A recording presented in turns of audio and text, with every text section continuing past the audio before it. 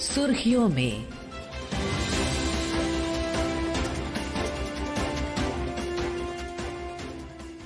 ये आकाशवाणी है। प्रस्तुत है कार्यक्रम सुर्खियों में। इसके अंतर्गत सुनिए मन की बात कार्यक्रम के 118वें संस्करण पर चर्चा। इसमें भाग ले रहे हैं राजनीतिक विश्लेषक शेखर अय्यर। कार्यक्रम का संचालन कर रहे हैं सुबोध मिश्रा। आज सुर्खियों में कार्यक्रम में हम चर्चा करेंगे प्रधानमंत्री के मन की बात कार्यक्रम की 118वीं कड़ी पर। ये इस साल मन की बात की पहली कड़ी भी है। इस मन की बात के महत्वपूर्ण बिंदुओं पर चर्चा के लिए हमारे साथ हैं राजनीतिक विश्लेषक शेखर अय्यर। शेखर जी, सुर्खियों में कार्यक्रम में आपका स्वागत है। नमस्कार।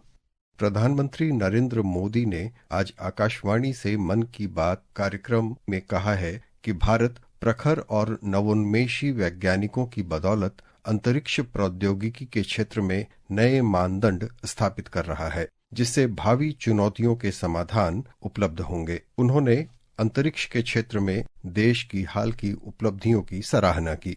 एक भारतीय स्पेस टेक स्टार्टअप बेंगलुरु के पिक्सेल ने भारत का पहला निजी सैटेलाइट कॉन्स्टेलेशन फायरफ्लाई सफलतापूर्वक लॉन्च किया है। यह सैटेलाइट दुनिया का सबसे high resolution hyper spectral satellite constellation है। प्रधानमंत्री ने अंतरिक्ष में उपग्रहों की डॉकिंग में मिली सफलता के संबंध में कहा कि यह तकनीक अंतरिक्ष केंद्रों को सामग्री की आपूर्ति और अंतरिक्ष में यात्रियों को भेजने के लिए महत्वपूर्ण है। हमारे साइंटिस्ट ने सैटेलाइट्स की स्पेस डॉकिंग कराई है। यह तकनीक अंतरिक्ष में स्पेस स्टेशन तक सप्लाई भेजने और क्रू मिशन के लिए अहम है। भारत ऐसा चौथा देश बना है जिसने ये सफलता हासिल की है।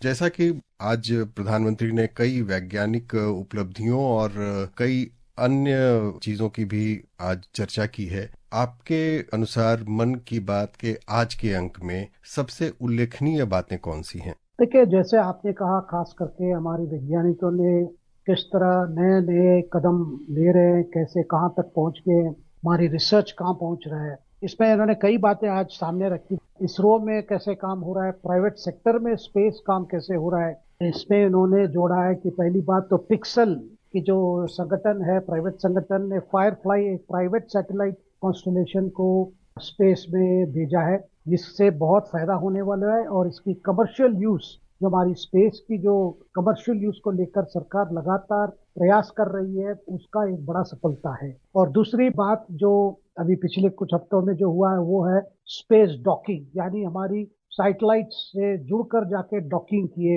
वो भी बड़ी बात है। और तीसरा जो उपलब्धि है कि हम किस तरह के जो प्लांट्स को ग्रो कर रहे हैं स्पेस पे, खास करके लोबिया यानी काउपी, इसको चावली भी बोलते हैं, इसको स्पेस में ग्रो करने की बड़ी कोशिश हुई है। नॉर्मली माना जाता है कि अंतरिक्ष में कोई प्लांट लाइफ को ग्रो करना बहुत मुश्किल है, लेकिन लेबोरेटरी कंडीशंस में ये हमने सफलता पाई है। इसके अलावा प्राइम मिनिस्टर ने वो भी जिक्र किया कि IIT मद्रास, उन्होंने किस तरह एक एक्सटेंशन सेंटर जो खुले हैं, एक्सटेम सेंटर, जिसमें नए नए टेक्नोलॉजीज डेवलप हो रहे हैं। हमारे आगे जो चुनौतियां हैं, जैसे गगनयान, इस तरह की जो प्रोजेक्ट्स के लिए लोकल इंडिजिनस टेक्नोलॉजी डेवलप करने में लगे हुए, उसकी भी प्राइम मिनिस्टर जिक्र किया। तो प्राइम मिनिस्टर का ये कहना है कि देखिए, जब भारत 75 गणतंत्र दिवस मनाना जा रहा है 26 जनवरी को, इसलिए आज मन की बात देखिए एक हफ्ते पहले ही हो गया। नॉर्मली जनवरी के लास्ट रविवार को होता है, लेकिन आज किया गया क्योंकि अगले रविवार 26 जनवरी है और हमारी गणतंत्र दिवस है। तो इसीलिए आज उसको उल्लेख करते हुए प्रधानमंत्री ने हमें उन भाषणों की भी याद करवाई, जैसे बाबा साहेब अम्बेडकर की, बाबू राजेंद्र प्रसाद जी की और श्यामा प्रसाद मुखर्जी की भी, जो मुख्य बातें उन्होंने देश के सामने उस समय रखी। इस देश की क्षमता क्या है, इस देश की जो लोगों की जो असली बल क्या है, इसको लेकर उनका अलग अलग विषय को लेकर जो बातें उन्होंने रखी थी, उसको भी प्ले किया गया था मन की बात में। और प्राइम मिनिस्टर ने जिक्र करके कहा कि 26 जनवरी हमारे लिए एक प्रकार से एक माइलस्टोन बनती है। और इस बार क्योंकि अब 75 एनिवर्सरी बना रहे हैं हमारी रिपब्लिक डे की, तो बड़े बड़े जो हमारे संविधान असेंबली में जो थे, कॉन्स्टिट्यूशन असेंबली में, तो उन्होंने हमारे लिए जो संविधान दिए थे, उसके लिए क्या सोच रखकर ये संविधान बनाया था, ये हमारे लिए बहुत बड़ी विरासत है। प्रधानमंत्री ने देशवासियों को 75वें गणतंत्र दिवस की भी अग्रिम शुभकामना दी। इस बार का गणतंत्र दिवस बहुत विशेष है। ये भारतीय गणतंत्र की 75वीं वर्षगांठ है। संविधान लागू होने के 75 साल हो रहे हैं। इस बार का गणतंत्र दिवस बहुत विशेष है। ये भारतीय गणतंत्र की 75वीं वर्षगांठ है। संविधान लागू होने के 75 साल हो रहे हैं। मैं संविधान सभा के उन सभी महान व्यक्तित्वों को नमन करता हूं जिन्होंने हमारा पवित्र संविधान दिया। और महत्वपूर्ण बात जो प्रधानमंत्री ने जिसका उल्लेख किया है वो है राष्ट्रीय मतदाता दिवस, जो 25 जनवरी को मनाया जाता है और देश में निर्वाचन आयोग की स्थापना इसी दिन हुई थी। 25 जनवरी को नेशनल वोटर्स डे है। इस दिन भारतीय निर्वाचन आयोग की स्थापना हुई थी। हमारे संविधान निर्माताओं ने संविधान में हमारे चुनाव आयोग को लोकतंत्र में लोगों की भागीदारी को बहुत बड़ा स्थान दिया है।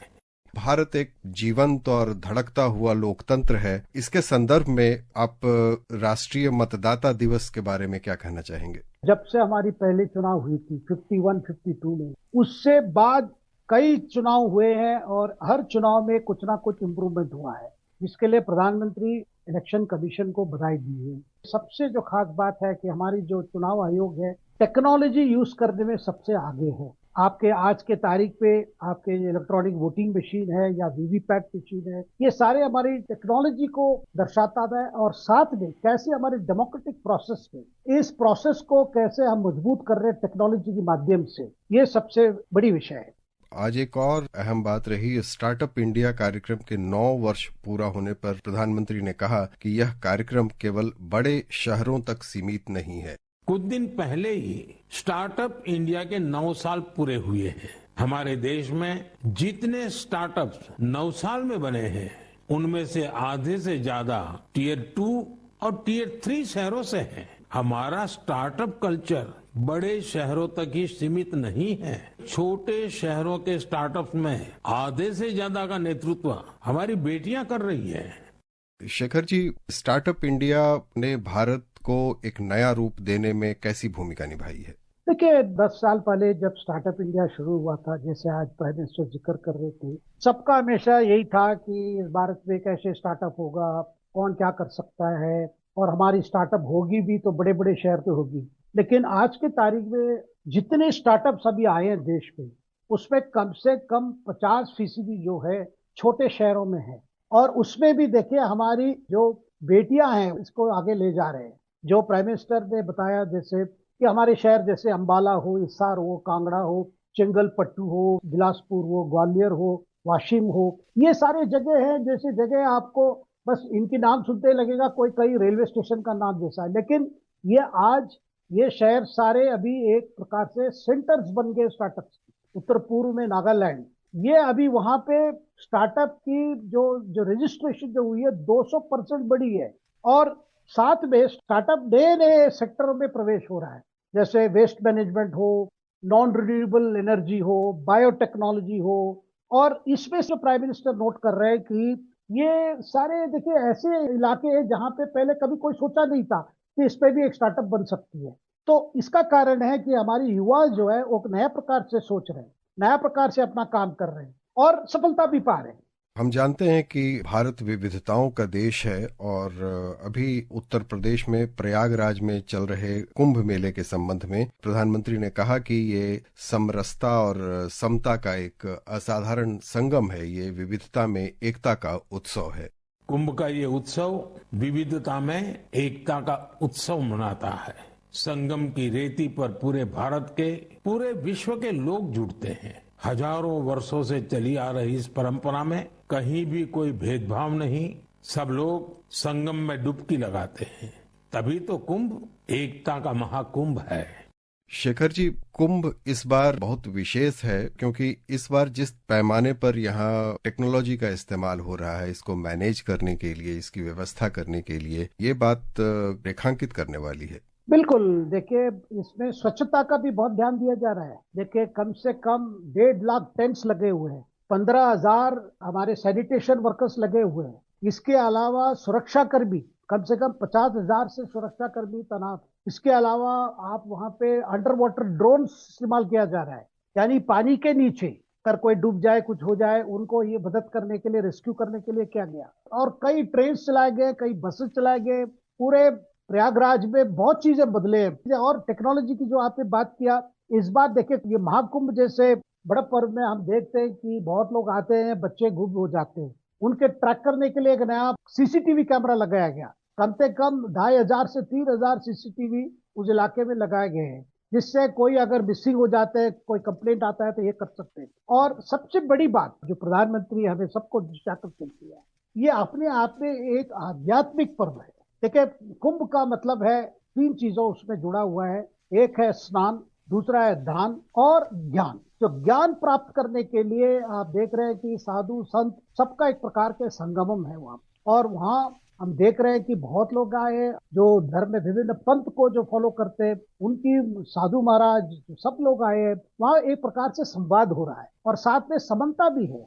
किसी पर रोक नहीं है, कोई भी जा सकते हैं, अपने स्नान कर सकते हैं। और ये चीज केवल प्रयागराज में नहीं है, देश में अन्य जगह में भी कुंभ होते हैं। जैसे इस बार जो प्रयागराज की जो महत्वपूर्ण बात यह है कि 144 साल 144 ईयर्स के बाद इस बार प्रयागराज में आया है, यानी 12 साल का साइकिल जो है एक प्रकार से आया है। और कुंभ हम जानते हैं कि इस तरह कुंभ उज्जैन में भी होते हैं, नासिक में होते हैं, हरिद्वार में होते हैं। इसके अलावा देश में बाकी जितने पवित्र नदियां हैं, जैसे गोदावरी है, कृष्णा है, नर्मदा है, कावेरी है, वहां पे बड़े पर्व होते हैं। जैसे कुंभकोणम का नाम हम जानते हैं, कुंभ से होता है कुंभकोणम, वो कावेरी की ये पे है। वहां पे देखिए, वहां भी महाकुंभ होता है, इसको महामहम बोलते हैं। तो हमारे देश में जो संस्कृति है, उत्तर भारत हो, दक्षिण भारत हो, पूर्व में भी जैसे गंगा सागर मेला होता है पश्चिम बंगाल में, तो ये सारी चीजें इसमें देखिए कोई जात पात नहीं, कोई किसी छूत अछूत की बात नहीं है। ये सब जा सकते हैं। एक प्रकार से एक मैसेज, एक यूनिटी की मैसेज जाती है, एक हार्मनी की मैसेज जाता है। प्रधानमंत्री हमेशा ही वंचित समुदायों के उत्थान के बारे में, उनके सशक्तिकरण के बारे में कुछ न कुछ उल्लेख करते हैं। देश के कुछ सुदूर हिस्सों के कुछ लोगों की भी चर्चा करते हैं जो अच्छा काम कर रहे हैं, बहुत ही आम लोग जो अपनी जिंदगी में कुछ अलग कर रहे हैं। इस बार भी उन्होंने लक्षद्वीप और निकोबार और अरुणाचल के कुछ लोगों का उल्लेख किया है। आप इस पर कुछ कहना चाहेंगे? बिल्कुल, खास करके उन्होंने जो 3-4 नाम लिए, उसमें एक है दीपक नबम, जो अरुणाचल के हैं। वो एक बड़े काम कर रहे हैं, खास करके जो मेंटली जो लोग अफेक्टेड हैं उनके लिए एक अलग घर चला रहे हैं, और जो फिजिकली चैलेंज हैं उनके लिए भी। और एक हिंदू भी, एक जो रिटायर्ड नर्स है लक्षद्वीप में, वो एक काम कर रहे हैं, वहां पे लोगों को मदद कर रहे हैं। जो नर्स, क्योंकि वो नर्स रहे हैं, मेडिकल केयर देने में बहुत कुछ काम कर रहे हैं। वैसे प्रधानमंत्री ने केजी मोहम्मद जी का भी जिक्र किया, जो लक्षद्वीप में खास करके वहां के जो पर्यावरण है, जो मेरीन इकोसिस्टम, उसको प्रिजर्व करने में लगे हुए हैं। और प्रधानमंत्री ने उन बातों की भी कि निकोबार के जो वर्जिन नारियल तेल जो है उसको जीआई टैग मिला है, यानी उसका भी ब्रांडिंग हो सकती है, क्योंकि वहां पे नारियल पेड़ बहुत है अंडमान निकोबार आइलैंड। वैसे दक्षिण भारत में जो तटवर्ती इलाके हैं, दोनों आपके वेस्ट कोस्ट और ईस्ट कोस्ट में कई नारियल की पेड़ देख सकते हैं। और निकोबार के खास करके जो नारियल जो हैं, वो उसकी खासियत भी है। वहां पे एक शुरू हुआ है, अभी उसको जीआई टैग मिल गया है। और साथ में महिलाओं की सेल्फ हेल्प ग्रुप्स वहां बनाए जा रहे हैं, जो इसकी प्रोडक्शन पिकअप करेंगे। छोटे सेल्फ ग्रुप के जैसे कॉटेज इंडस्ट्री के तौर पर इसकी एक प्रोडक्शन शुरू होगी। ये उनको रोजगार भी देगी, उनकी आर्थिक स्थिति में भी बड़ा बदलाव लाएगा। शेखर जी, बहुत सार्थक जानकारियों और चर्चा के लिए बहुत बहुत धन्यवाद। धन्यवाद। अभी आप सुन रहे थे मन की बात कार्यक्रम के 118वें संस्करण पर चर्चा। इसमें भाग ले रहे थे राजनीतिक विश्लेषक शेखर अय्यर। कार्यक्रम का संचालन कर रहे थे सुबोध मिश्रा। ये कार्यक्रम आकाशवाणी के समाचार सेवा प्रभाग द्वारा प्रस्तुत किया गया। इसे आप हमारे mobile app news on AIR और YouTube channel news on AIR official पर भी सुन सकते हैं।